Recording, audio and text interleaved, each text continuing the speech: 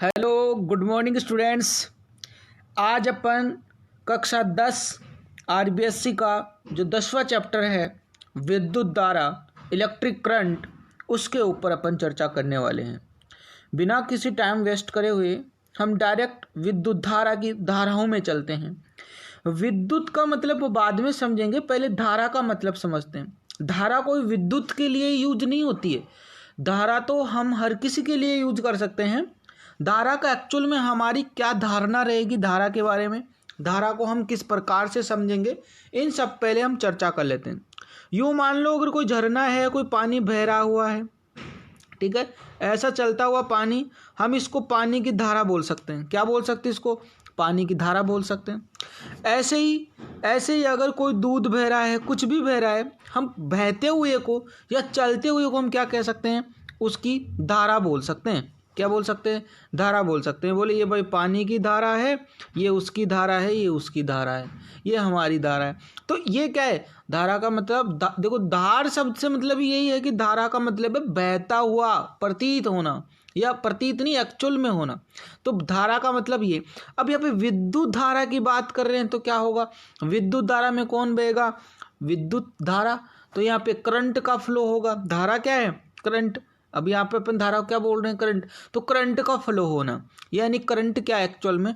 आवेशों का प्रवाह। आवेशों का प्रवाह मतलब एक सिरे से या अनंत सिरे से दूसरे, या एक्चुअल में अपना जो युक्ति है, यूँ मान लो मेन जहाँ अपन करंट की बात कर रहे हैं इस चैप्टर में, तो ऐसे मानो हमारा जो करंट है, यानी कि जो लाइट आ रही है हमारे घरों में, वो आप सोच सकते हो इसका कोई ना कोई बड़ा सोर्स होगा, इसका कहीं ना कहीं कोई बड़ा प्लांट होगा जहाँ बिजली बनती होगी, फिर वहाँ से ये बहुत बड़े मेगावाट गीगावाट ये अलग कैटेगरी में आता होगा, फिर हमारे गाँव में बिजली आती होगी, फिर गाँव से हमारे घरों में आती होगी। कितने सारे प्रोसेस होते होंगे, कितने सारे प्रोसेस होते होंगे। तो ये क्या है?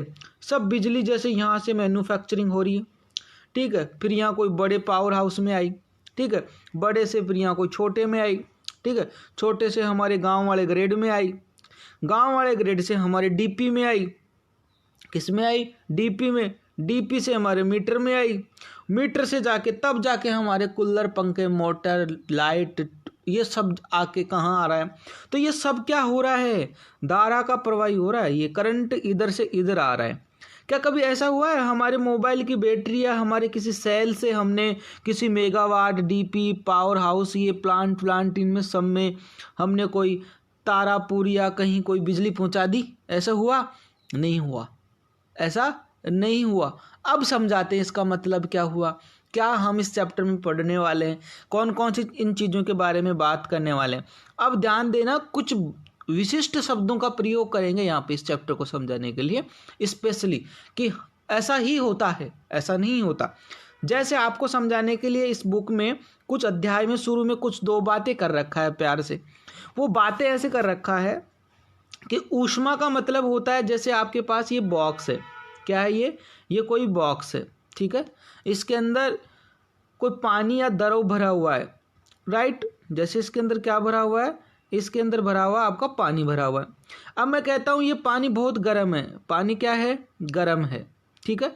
फिर आपके पास एक बॉक्स इधर पहले से था, इसमें भी पानी था, लेकिन ये पानी क्या था आपका? ठंडा पानी था। क्या था ये? ठंडा पानी था। ठंडा पानी। पहला वाला बॉक्स क्या था आपका? गर्म पानी का। अब ये बॉक्स गर्म पानी का है, ये ठंडा पानी का है। अगर हम इन दोनों बॉक्सों को पास पास ले आएंगे तो पता ये गर्म है, गर्म को हम ऊष्मा बोलते हैं, कि इसमें हीट है, ताप है, ऊष्मा है। इसके अंदर क्या है? एक तरह से ऊष्मा है। क्या है इसके अंदर? ऊष्मा है। हम इसको क्या बोल देंगे? ऊष्मा बोल देंगे, ठीक है। अब क्या होगा, कोई बता सकता है? ये जो गर्म पानी है इस ठंडे पानी के संपर्क में आएगा तो क्या कर देगा? इस ठंडे को थोड़ा गर्म कर देगा और खुद थोड़ा ठंडा हो जाएगा। इसका मतलब, या हम क्या समझ सकते हैं, जैसे मान लो ये कोई ए पात्र है, ठीक है, और ये इसके संपर्क में कोई बी पात्र है, ठीक है। हम ये कह सकते हैं कि ये गर्म है या इसका तापमान ज़्यादा है, और ये ठंडा है या इसका तापमान कम है। तो होगा क्या? थोड़ी देर बाद में पता चलेगा कि ए और बी का तापमान बराबर हो गया। इसका मतलब क्या हुआ है, यहाँ उच्च ताप से निम्न ताप की ओर ऊष्मा का प्रवाह हुआ है। यहाँ किसका प्रवाह हुआ है, ऊष्मा का प्रवाह। देखो प्रवाह होना, बहना, यानी कि ये ऊष्मा ऊर्जा है। जैसे गर्म होता है तो हम उसको साइंस की भाषा में क्या बोलते हैं, ऊष्मा ऊर्जा बोलते हैं। तो उच्च ऊर्जा से निम्न ऊर्जा की ओर ऊष्मा का प्रवाह होता है। ऐसे ही सेम कुछ वर्ड लिख रखे हैं, जैसे आपके इस बुक के अंदर जैसे कुछ लाइन लिख रखे हैं, जिस प्रकार से ऊष्मा का प्रवाह उच्च ताप की वस्तु से निम्न ताप की वस्तु में होता है और ऊष्मा की दर को ऊष्मा धारा कहते हैं। ऊष्मा की दर को क्या कहेंगे, ऊष्मा धारा। ठीक उसी प्रकार, ये तो ऊष्मा की बात थी, ठीक उसी प्रकार किसी चालक तार में आवेश का प्रवाह, किसी चालक तार में आवेश का प्रवाह उच्च विभव से निम्न विभव की ओर होता है। जैसे आपको मैं बताया था कि ग्रेड से जहाँ पावर प्लांट बनते हैं, बिजली वहाँ से हमारे घरों तक आती है। हम हमारे घर से पावर प्लांट में बिजली नहीं भेज सकते। इट मीन्स प्रोसेस होता है, उच्च से निम्न के पास जाती है। हमेशा ऐसा ही फ्लो होता है। जिसके पास धन होगा तो वो गरीब को देगा, ऐसे थोड़ी गरीब अमीर को देगा, है ना। तो क्या होगा यहाँ पे, उच्च से निम्न की ओर, ये वर्ड होगा। अब ये चालक वालक क्या प्रोसेस, जैसे मैं एक परिपथ बनाता हूँ आपके पास, जैसे ये कोई एक परिपथ है अपना, ठीक है। ये परिपथ का मतलब है ये जो आपका प्लस है और ये है माइनस। जो बड़ा वाला साइन होता है उसको अपन प्लस का बोलते हैं और जो छोटा वाला होगा उसको अपन माइनस में बोलेंगे। क्या बोलेंगे, माइनस में बोलेंगे, ठीक है।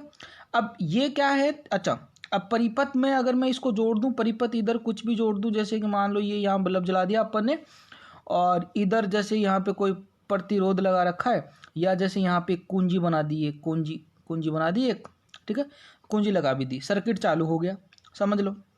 इट मीन्स आपका बल्ब जल रहा है। यहाँ से होगा क्या, ये जो धारा है, आवेश है, वो प्लस से माइनस की ओर जाएंगे, ऐसे मूव करेंगे। यानी कि धारा की दिशा क्या होगी, धनायन आवेश। देख, अच्छा आवेश क्या होता है, आवेश जो वर्ड है, चार्ज जो वर्ड है, आपको पता है आवेश जो है, चार्ज है, दो ही प्रकार के होते हैं दुनिया में। चार्ज दो ही प्रकार के होते हैं, कौन से, एक तो मोबाइल का चार्जर और एक प्लस और एक माइनस, एक धनात्मक और एक ऋणात्मक, एक नेगेटिव चार्ज और एक पॉजिटिव चार्ज। तो यहाँ परिपथ में विद्युत धारा में हमेशा ध्यान रखने योग्य बातें हैं कि धारा की दिशा हमेशा प्लस सिरे से माइनस सिरे की ओर जाती है। और ध्यान रखना माइनस है, इसका मतलब इलेक्ट्रॉन यहीं पर है। तो इलेक्ट्रॉन धारा की विपरीत दिशा में आते हैं। इलेक्ट्रॉन तो किधर आएंगे, इधर आएंगे, धारा के विपरीत दिशा में।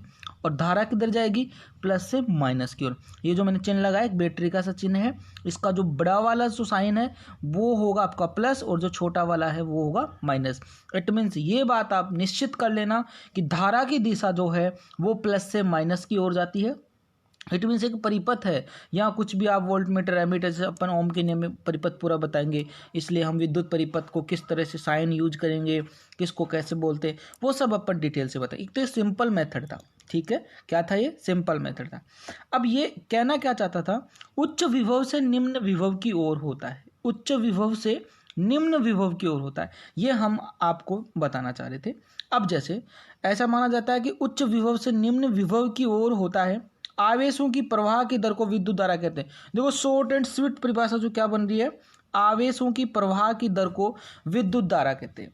लेकिन अब ये एक तरह से साइंस के तरीके से अगर इसको और अच्छे से कुछ डेफिनेशन बनाई जाए, साइंस के तरीके से डेफिनेशन बनाई जाए, जैसे मैं कहूँ बहुत बड़ा भंडारा है, बोले सर आजकल कहाँ भंडारे हो रहे हैं, ये गेट बना दिया, ये क्या बना दिया, गेट बना दिया।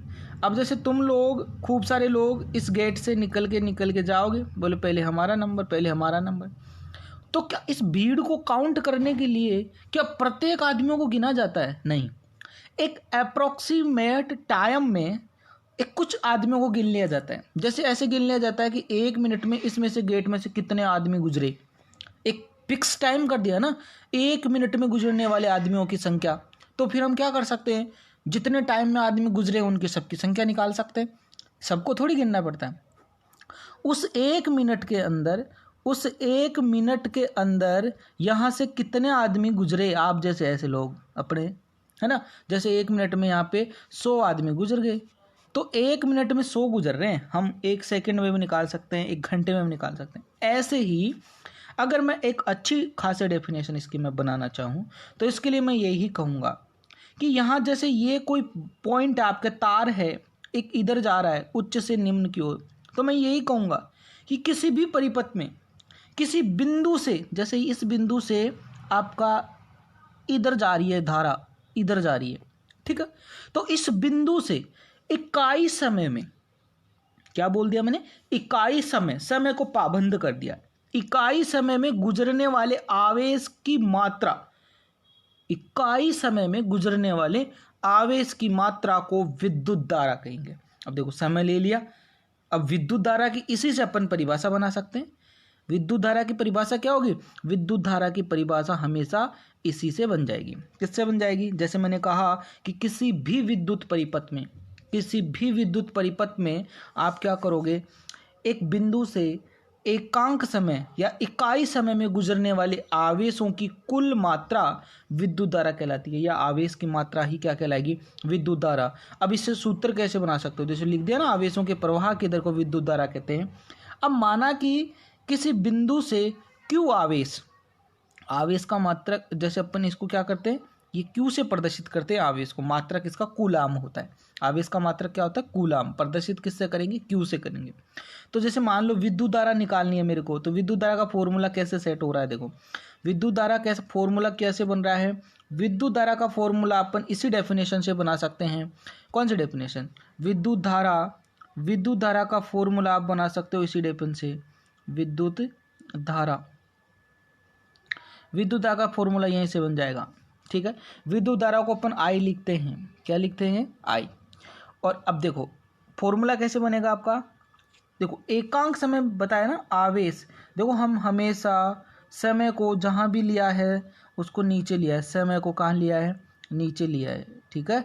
अब आप इसको मैथमेटिकल तौर से विद्युत धारा को आई, आवेश को हम क्यू लिखते हैं और समय को स्मॉल टी लिखते हैं, टी स्मॉल ही आएगा यहाँ पे, समय के लिए स्मॉल टी का प्रयोग किया जाता है, कैपिटल टी के लिए परम ताप यानी कि एब्सोल्यूट टेम्परेचर जहाँ प्रयुक्त होगा वहाँ पे उसका प्रयोग किया जाता है। तो ये विद्युत धारा की परिभाषा हो गई, साथ में विद्युत धारा का जो ये फॉर्मूला था वो हमने यहाँ पे पुटअप कर लिया है, क्या कर लिया है, फॉर्मूला भी पुटअप कर।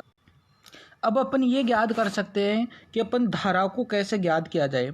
मान लो जो आपका एकांक समय था जिसमें से आपके किसी बिंदु से टी समय पर n इलेक्ट्रॉन गुजरे हैं, क्या मान लेते हैं, n इलेक्ट्रॉन। अब वो इलेक्ट्रॉन कितने हैं ये तो नहीं पता भाई, n इलेक्ट्रॉन है वो 500 हो सकते हैं, 100 हो सकते हैं, 5 हो सकते हैं, 2, 1, कुछ भी हो सकता है।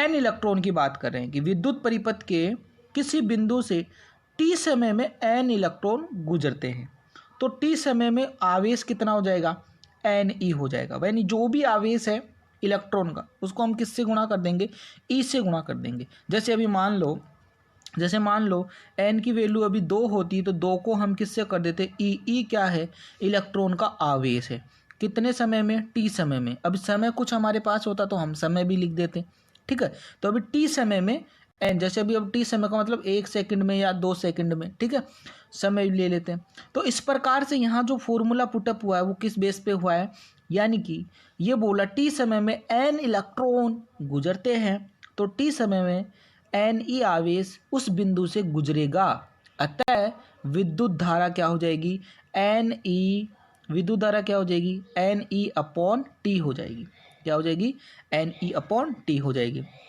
जहाँ इलेक्ट्रॉन का आवेश या इलेक्ट्रॉन पर कुल आवेश कितना है, इलेक्ट्रॉन के आवेश का मान आपने बचपन में पढ़ रखा है 1.6 × 10⁻⁻19 कूलाम, जिसको अपन C भी लिख देते हैं शॉर्ट में, क्या लिख देते हैं, C कूलाम।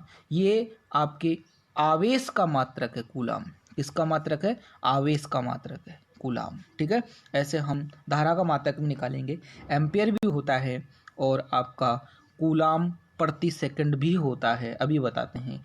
अब अपन मात्रक के ऊपर ही चर्चा करने वाले हैं, तो अब अपन निकालेंगे किसका मात्रक, विद्युत धारा का मात्रक। देखो सिंपल सी बात है, फॉर्मूला आपके हाथ में है, आप कुछ भी कर सकते हैं। विद्युत धारा के सूत्र से आप उसका मात्रक निकाल सकते हैं। अभी जैसे आपने सूत्र पढ़ा कि ये सूत्र आपने निकाल के लाए आप पीछे से कि धारा I बराबर Q/T, यानी इकाई समय में प्रवाहित आवेश। तो समय क्या हो गया, नीचे आ गया। Q को देखो इकाई, अगर मैं I की इकाई निकालता हूँ विद्युत धारा की, तो देखो ये पूछा जाता है, क्वेश्चन पूछा जाता है डायरेक्टली, विद्युत धारा की इकाई क्या है। ठीक है, तो इकाई देखो Q जो है आवेश की इकाई तो होती है कूलाम। क्या होती है, कूलाम। और समय की हमेशा हम सेकंड में लेते हैं, चाहे परिवर्तन मिनट में कर दें, घंटे में कर दें, लेकिन समय की इकाई क्या होती है, सेकंड होती है। ऐसा ही अब करा क्या, इसको क्या कर दिया, एम्पियर। ये स्पेसिफिक यूनिट है। धारा की इकाई क्या है एसआई में, एम्पियर है। धारा को हम किस में मापते हैं, एम्पियर में मापते हैं। ठीक है, ये इसकी इकाई होगी। इसकी इकाई को आप दोनों कह सकते हो, वैसे इसका आंसर आप एम्पियर भी दो, अच्छा रहेगा। बाकी कूलाम प्रति सेकंड भी इसका क्या है, मात्रक है। आगे बात समझ में। विद्युत धारा के कुछ मात्रक निम्न प्रकार होते हैं। एक मिली एम्पियर, मिली एम्पियर का मतलब 10⁻³ एम्पियर। माइक्रो का मतलब 10⁻6 एम्पियर। ये इसके मतलब इसके ही एक रूप है। अब अगर अपन एक एम्पियर की परिभाषा बना दें, बोले बना दो सर, क्या दिक्कत है। एक एम्पियर की परिभाषा बनाने के लिए हमको सिंपल सा जुगाड़ बनाना पड़ेगा। परिभाषा बना सकते हैं, अब क्या कहेंगे, यदि किसी चालक तार में किसी बिंदु से एक सेकंड में 1 कूलाम आवेश प्रवाहित होता है या गुजरता है। एक सेकंड में कितना आवेश, 1 कूलाम ना, 1 ही कूलाम। ठीक है, सेकंड कितनी, 1, कूलाम कितना, 1, यानी कि 1 सेकंड में 1 कूलाम।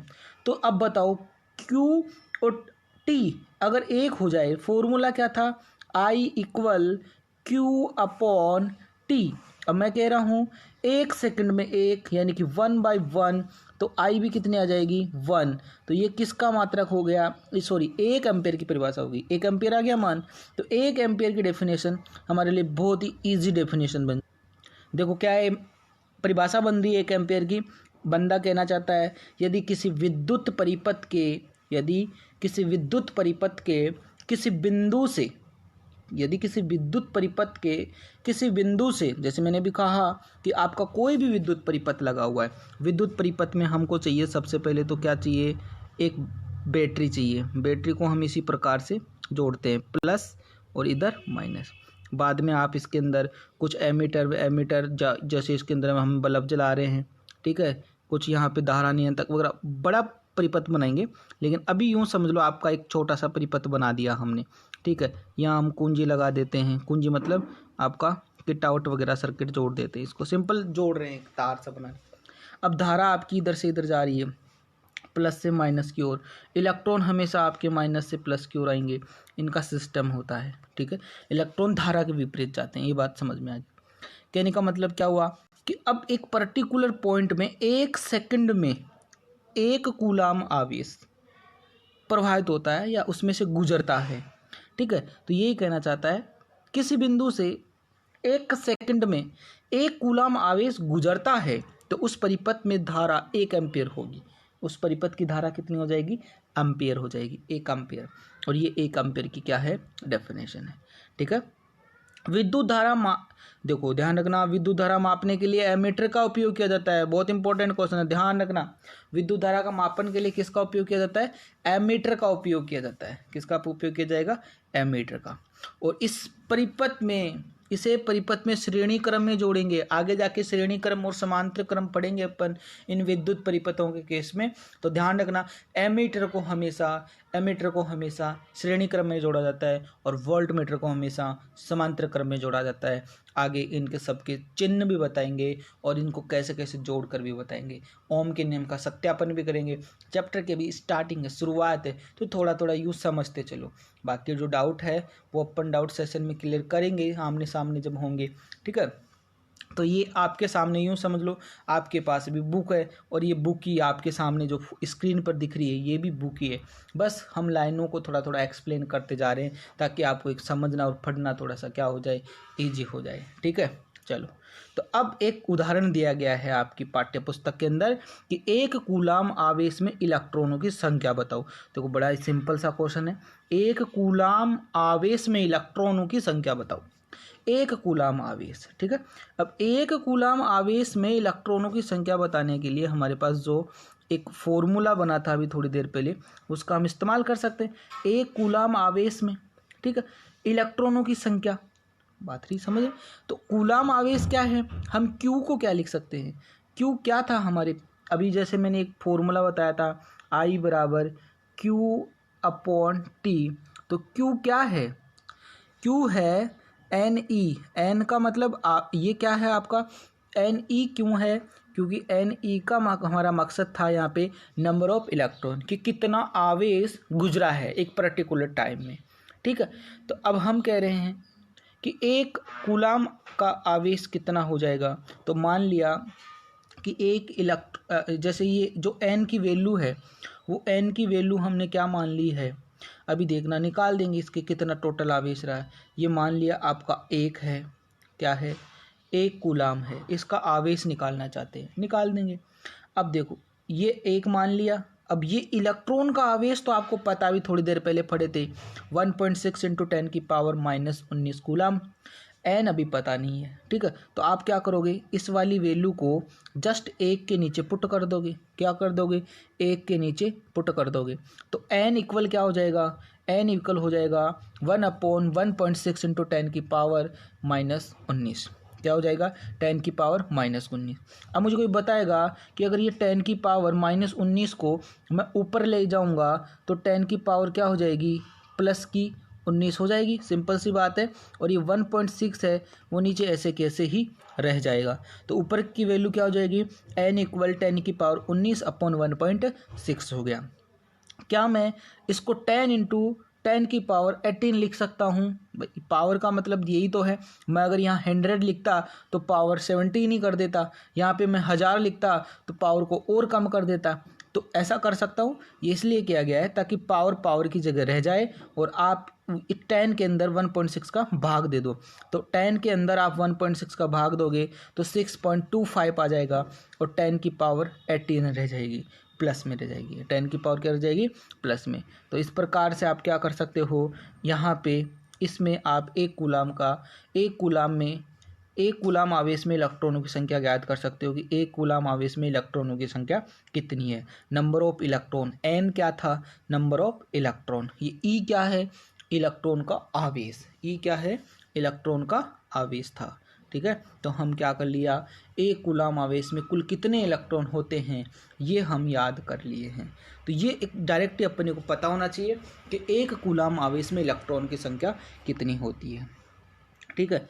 अब आपके पास, अब अगले टॉपिक में अपन बताएंगे विभव और विभवांतर को। हो सकता है बोर्ड पे भी बना दें, अभी थोड़ी सी प्रॉब्लम आ रही है नेटवर्क की, अपलोडिंग की, ठीक है। तो आपको हिंट मिलना चाहिए, बुक आपको सबको खरीदनी ही पड़ेगी, जाहिर सी बात है, ठीक है, ताकि आपको हिंट मिलता रहे, जैसे जैसे समय मिलता रहे, प्रॉब्लम्स आपको सॉल्यूशन मिलता रहे, कॉपी वर्क दिखाते रहो आप, ठीक है। तो एक सिलसिला चलता रहेगा आपका, आगे बात समझ में, ठीक है। और कोई भी डाउट हो, कुछ भी किसी को ज़्यादा कुछ चाहिए इन्फॉर्मेशन, तो कमेंट बॉक्स में कर सकता है या व्हाट्सएप ग्रुप पे भी कर सकता है, ठीक है। Thank you so much.